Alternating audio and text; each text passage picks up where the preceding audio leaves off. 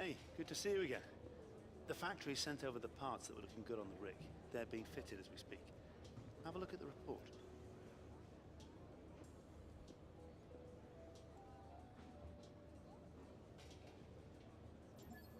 Thank you, Chris. And finally, our rear downforce upgrade has been brought to the car. Welcome back to F1 2017 career mode. In the Mclaren Honda, we are heading towards the Canadian Grand Prix with our 2 powertrain upgrades and now our rear downforce upgrades. And now it's going to be all about saving up those resource points and developing further updates. If we go into the old R&D tree here, I think, in fact, we're going to have a little look at a cylinder head upgrade because, once again, that's more engine power. And we're building, we're nearly halfway towards Sal, but that's so sad. That's so unbelievably sad. So yes, heading into practice, we of course fit the practice components. I must admit the second engine is starting to look fairly worn as well, almost similar in fact. So might need to consider putting in a fresh unit entirely fairly soon. So here we go, track acclimatization around Canada, coming through, 50 out of 50, jobs are good on these, you know, the track acclimatization, and in fact even the race strategy are almost a guaranteed 50 points all the time, every time. Tyre wear test, it was looking quite bad right up until the final chicane, because you realise that you can just absolutely mount the curbs and just say, look at the time we've got on the exit, carrying so much speed. And once again, we're going to cross the line, and that's going to be a purple score. Once again, 50 more resource points. But we came back in, and the ICE, the internal combustion engine, is now at a state of critical wear. Basically, I think the team are telling me, stop using this. It's going to blow up, because it's got a lovely little exclamation mark around it. It is not going to last much longer. So I figured at that point, swap over to the second set of everything, and we're going to start wearing those down to the end. So disclaimer, I figured we wouldn't be competitive in Canada, so that's the gearbox that I'm gonna that's the engine I'm gonna run. I also reverted back to the first gearbox due to our loss of gears in Monaco, so it looks as if I'm probably going to be getting a penalty later on this season. So we come out of the chicane for the fuel saving test, and we're just going to lift off, coast across the line, and that's 50 points, as well as a collision with Sebastian Vettel, which was completely unexpected at the time that I did this. So let's have a look at it. On board with Vettel, we crossed the line. He went to go past us, and then, for whatever reason, just came back across. I mean, we've got it in slow-mo here. Look, he's not even past us, and he's turning right, and then he realises his mistake far too late, clips into us, knocks off one of our little bits of aero, and he's taken off his wheel to boot. So that is Sebastian Vettel out of this practice session. We come in, got our front wing fixed, and then we do the qualifying pace program where we destroy the curbs, DRS open, charging towards the line. We're a second under the target lap time. And once again, we get ourselves 50 resource points. Thank you very much. Race strategy, as I mentioned before, it's pretty much a guaranteed 50 points. We've got to practice that aggressive line across the chicane, because that's probably going to be the only thing keeping us up, because this track requires some power, and as I said, our engine is a bit dead. So I didn't bother showing qualifying because we got a 5 or 15 for the gearbox, and we were last anyway. So no point in showing that. Sailing for our drivers today, although with the sky falling as it is, perhaps sailing isn't too far from the truth. Anthony Davidson, could be a wet one today. Great to have you with us. What are your thoughts? It is a touch damp, isn't it?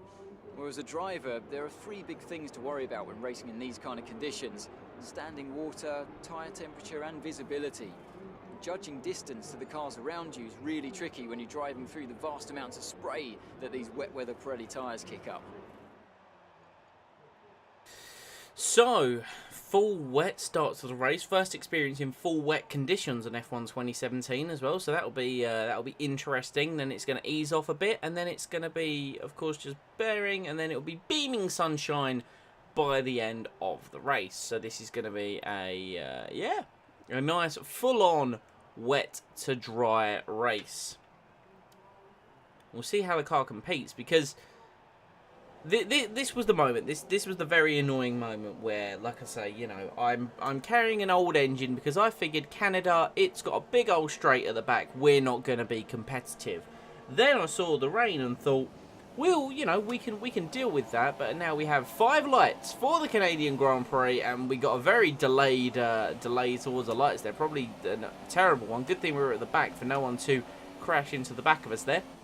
Everyone going to, of course, be taking it very easy into turn 1. We're going to do the same, just try and make some measured moves as we can. Try and maybe move around the outside of Danny Kvyat. Nothing doing there. We get the traction though, and we're once again past the Saubers and Fernando Alonso. Going to take a look down the inside of the next chicane, get past Danny Kvyat if at all possible. Like I said it in Monaco, we always appear to be racing Danny Kvyat, which, you know, I've got absolutely no issue with there. So we move ahead of him. Everyone moving slow into the next chicane there, so we don't quite manage to pass Ocon. That would be due to the yellow flags there. But, yeah, full wet conditions. Car was very slidey. In fact, Fernando's going to look to have a run at us here, going towards the second chicane, but we're not going to allow that to happen. He leaves us room on the outside, and we go right around the outside of him. Jobs are good, and thank you very much. So, as I was saying in relation to the engine, you know, the wet weather is going to suppress our power disposition or deficit due to a worn engine.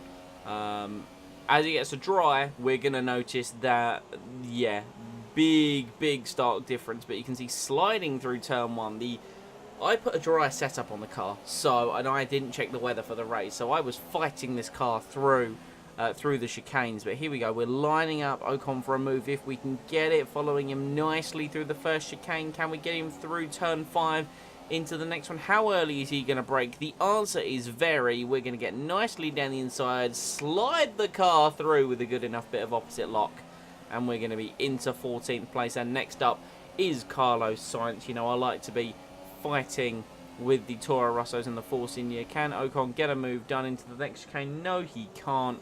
We're going to move on and continue our path up the field, hopefully, as we maintain this wet weather running. But Ocon going to take a look at the outside now, moving towards the hairpin. We get on the brakes quite late, in fact, a bit too late. We haven't got the car at the right angle, but now we put the power on, and we're going to head down the back straight. But he's got a good exit, has Ocon. He's going to sit in our slipstream. Can't quite see him in the mirrors, but he's gaining. He's on the right-hand side. Proximity arrow goes red for him being very close. There he goes, down the inside. Is he going to leave us the room? Yes, he does on the outside. So we're late on the brakes. If we can take a boatload of curb, and we sort of just, I don't know, we couldn't control the car as it went across his path. Thankfully, neither of us taking any damage there. We maintain the position. Can he make a move into turn 1? No, he can't. He's going to stay behind us. And that was our battle with Esteban Ocon. It's now lap 5 here. Rain's easing off a little bit. Definitely a bit more visibility on my screen. Not a huge amount, but you can see it here. We've already set the intermediate tyres for our next pit stop as well. Kevin Magnussen travelling quite slowly. That is, of course, hampering Carlos Sainz, who we're now back up behind and going to try and overtake if we can. Can we look to do... Well, I mean, indeed we can into the next chicane. I was thinking maybe into the hairpin, but he was moving pretty slowly. Thank you. So now I've been told our MG UK has got damage and we need to stay out of Rich. And Valtteri Bottas is out of the race on the exit of the hairpin. You can see him on the minimap parked up there. Not too sure what that was about. Didn't also get a replay of that there. So, yeah, we passed Sainz more, as I said, as part of more avoiding action, similar to how we passed Grosjean in the Spanish Grand Prix. But, yeah, the internal combustion engine now at 80%. So that's now struggling. So we need to consider that. Everyone diving into the pits, as we're going to be as well, apart from Kevin Magnussen, who carries on. Oh, I feel sorry. Cheers, Jeff. Thank you for telling me that, Jeff, as I'd already come in. If he had told me that, if I'd gone through the chicane and then him tell me that, I'd have been fuming. So we put on the intermediates and we're being held. We're held.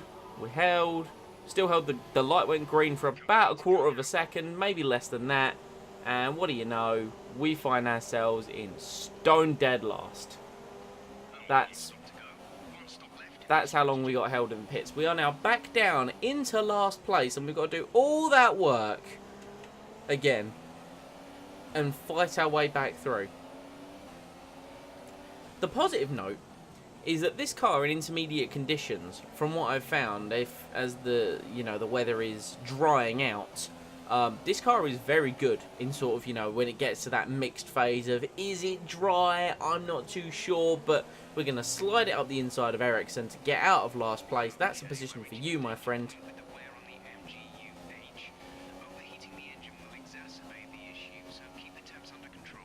And now the MGU-H.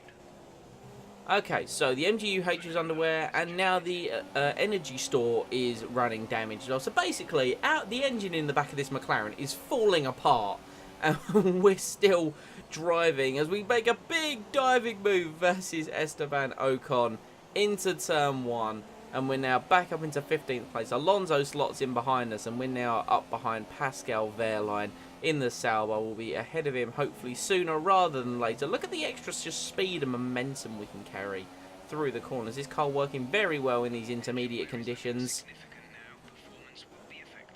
And now we're getting told once again about the engine wear. Thank you very much. We actually set the fastest first sector of the race just there as we went through. Of course, you know, that's not going to be the case after that slide. But you can see once again the rain easing off. We've caught back up to Carlos Sainz and built a big gap to Pascal Wehrlein behind. This car, as I said, it was almost like when it felt in Monaco, where at the end of the race I said it was on rails. You know, the best equivalent of being on rails in the wet. You know, obviously the odd slide here and there, but the car was hooked up, even with a dry setup. It was a bit bizarre, if I'm honest. So, lap 10 now, we're doing the best we can, just on the back of Carlos Sainz, just managing to avoid ploughing into the back of him. And we're going to pick our favourite spot that we've had so far this race to overtake people down the inside. This one, a little bit more controlled than the others. The other times we've been sliding our way through there. And now we're on to lap 12 as we now maybe look to size up Jolyon Palmer. Then we've got Kevin Magnussen and Lance Stroll. So once again, we're looking maybe at points. Thank you, engineer, as he talks about the weather conditions and the tyres as we dive down the inside of Jolyon Palmer there. And we're now up into 12th place. We can now maybe challenge Magnussen and Stroll. And now you can see he's getting fairly dry at the start of lap 15 as we're in the first corners. We're right on the back of Kevin Magnussen. Like I said, in these sort of conditions, this car just absolutely thrived. And it's going to be dry tyres very, very soon. And we need to maximise our opportunity here. Try and get past Magnussen and Stroll if we can. Can we do it? No, we're just too far back to be able to make a move into our favourite place on the circuit. But soon, as long as... at this point, I was praying for the conditions to stay like this for longer, because I kind of knew when it got to dry, we were going to struggle. So I just had to wait and hope the conditions stayed like this for as long as possible. We're now much closer to Kevin Magnussen this time around on lap 16. Can we make a move into the chicane? Yes, we can. Can we keep it under control? No, another big slide as we go through, and that killed pretty much all of our momentum.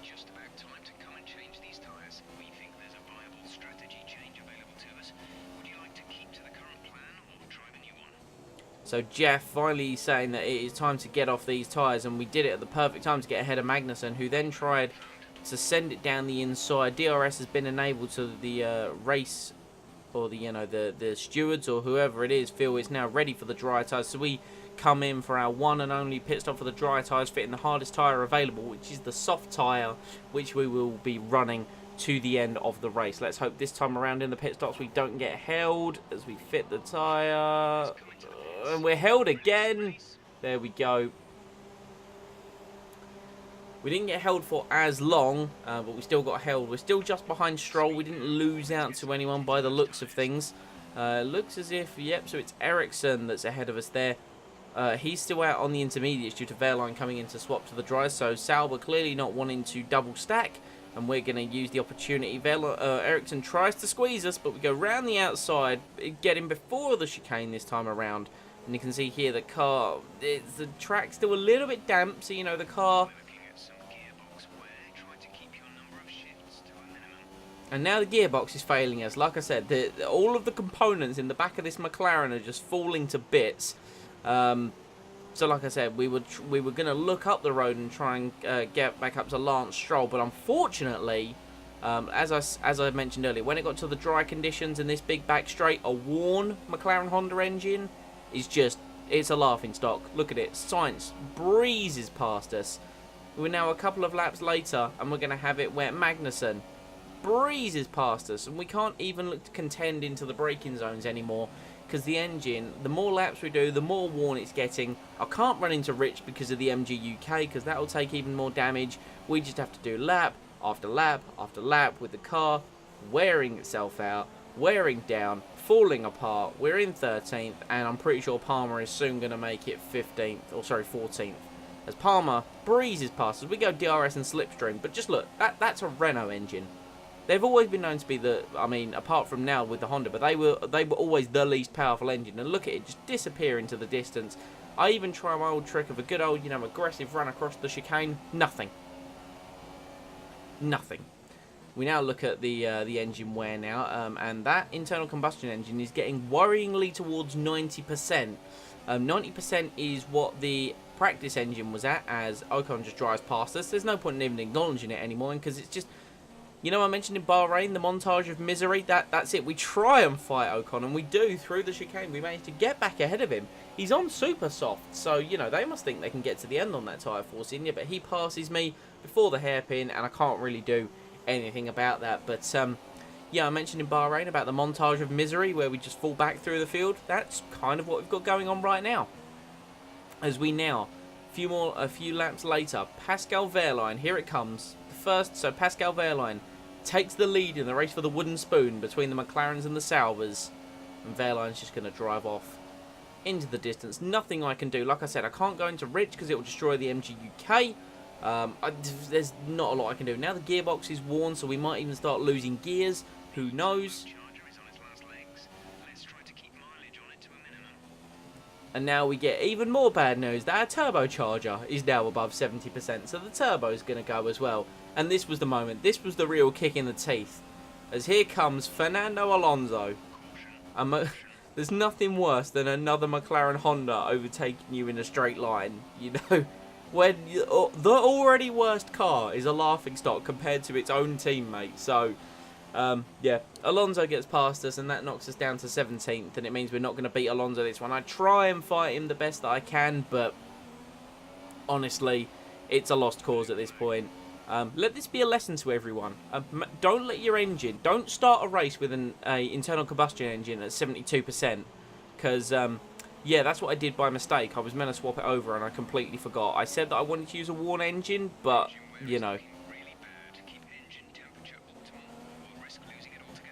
Yep, there we go. There's confirmation from Jeff. So thankfully, we've only got a few laps left to go in this race. The engine is going to, I don't know if the engine will hang on, but it's now at 90%. MG UK up to 70% because I said to hell with it. If it's going, then it may as well go. So I stuck it up to Rich, and I'm just running everything as hard as I can.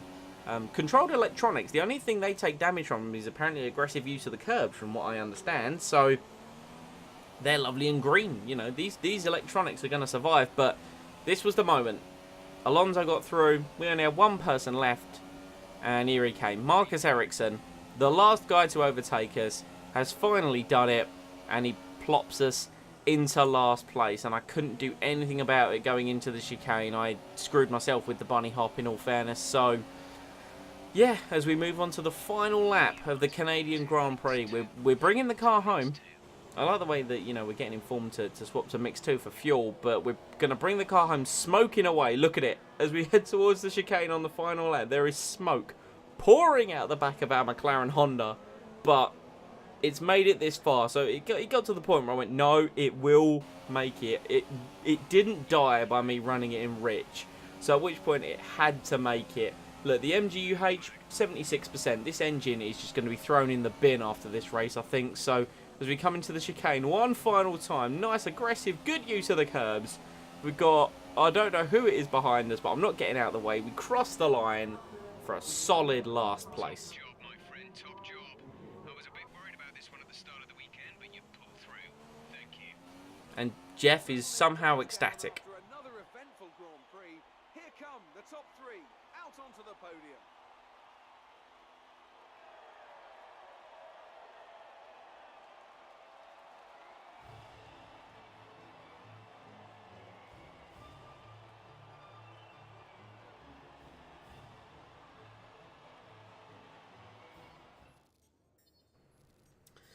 Well, no point in showing the results for that race because, like I said, last. But, you know, some of the teams, even though I was last, some of the teams, even my reputation went up. So they clearly saw the gutsy performance that I wanted to give, even with my car breaking down around me. So, yeah.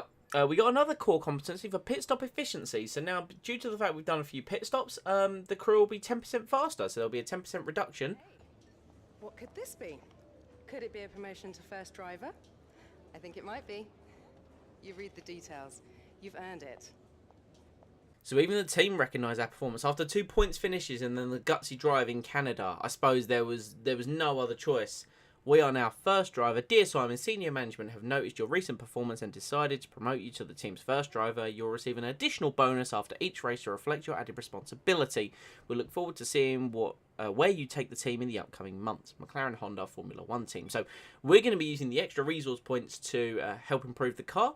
And then for some reason, I still don't see Jonathan. I have no idea where the guy is going to pop up because, you know, I've seen cutscenes with him.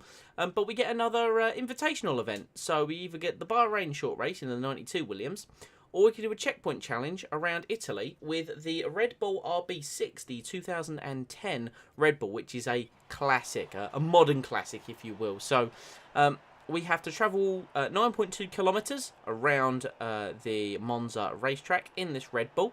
And yeah, I figured I'd give it a good old go. See what sort of comparison I can draw compared to, obviously, what I'm used to driving. And, you know, I've driven some of the older classics before. This is now technically a modern classic. So, Red Bull from the V8 era, the first Red Bull that Sebastian Vettel won a Drivers' Championship in. And I'll tell you what, this thing was pointy. Like, I talk about the 2017 cars and their increased downforce, and they go where you want them to. This thing, it knew where it wanted to go before I could tell it. It was so good in the corners. It was just a joy, an absolute joy to drive. Obviously a bit slow on the top end, but look at this, just into the Lesmos, just chucked it in, no regard, at 150 miles an hour, and it stuck. And once again, the second Lesmo, turn it in, there you go, on the power, middle of the corner, just complete faith in the car. And here we go into Ascari, once again braking late, chuck it in, there you go. The only reason I was so slow through there is I attacked the curbs way too much, so, but there we go, you know, what a joy. And probably one of the most fun cars to drive. I mean, we started to cut it a little bit fine when it comes to these checkpoints, as you can see here. But yeah, obviously the older classics are the ones you're going to enjoy more, but this one was a lot of fun, due to the fact, I mean, I drove it when F1 2010 came out. But yeah, fun car to drive and well reimagined here, but we're still shy of the objective, and we've only got 10 seconds left. We're going to round the second Lesmo here. Please tell me there's a checkpoint. It's all the way down there. Are we going to make it? Just about cutting it, and we do. Just managed to hit that checkpoint. So we go above the target distance there, and we're going to get to run it through Ascari one more time. I did turn it in a bit early and went over the sausage curbs, but there you go, over 10 kilometres completed in the RB6. That's another of these classic challenges completed.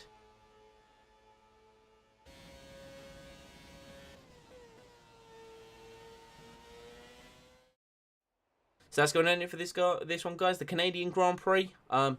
Keep an eye on your engine. That's all I'm going to say. But thank you very much. If you have enjoyed, leave a like if you did. Comment any feedback down below. Subscribe for future videos. And I will see you all next time.